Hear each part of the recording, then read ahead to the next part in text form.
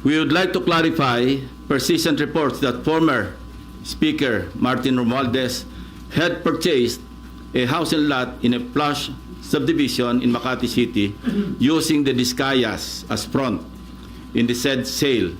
If verified to be true, this could possibly establish a direct connection between the former Speaker and the Discayas. In this regard, we may invite the former owner of the property to shed light.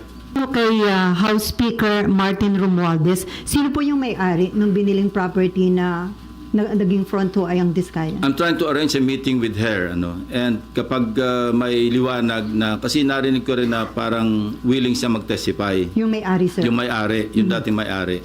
Para talagang, at least, pwede nating paghanapan o magsimula ng investigation tungkol sa direct connection o direct link between the Discayas and the former Speaker. Pero mag-attend na ho this coming Monday yung may-ari ng property? Sinasabi ko, nag-arrange ako ng meeting sa kanya at kung sasang-ayon siya na mag-attend, papadala namin siya ng invitation. Sino po yung source ng information na... Marami.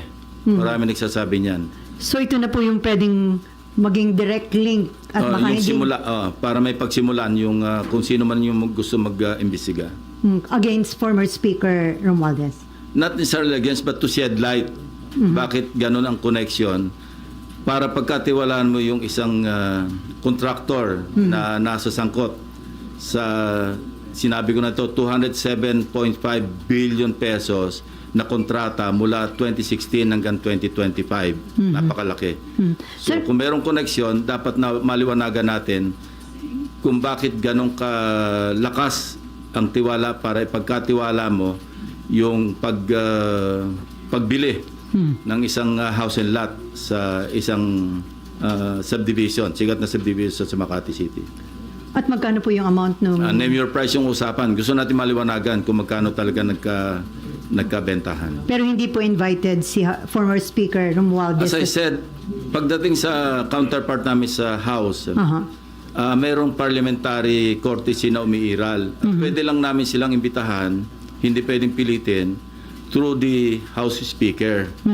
Pero kung ayaw nilang mag-attend, wala rin kaming magagawa. Kasi ganun din ang dapat na tratong ginagawa nila sa amin dahil nga sa umiiral na interparliamentary courtesy between the two houses.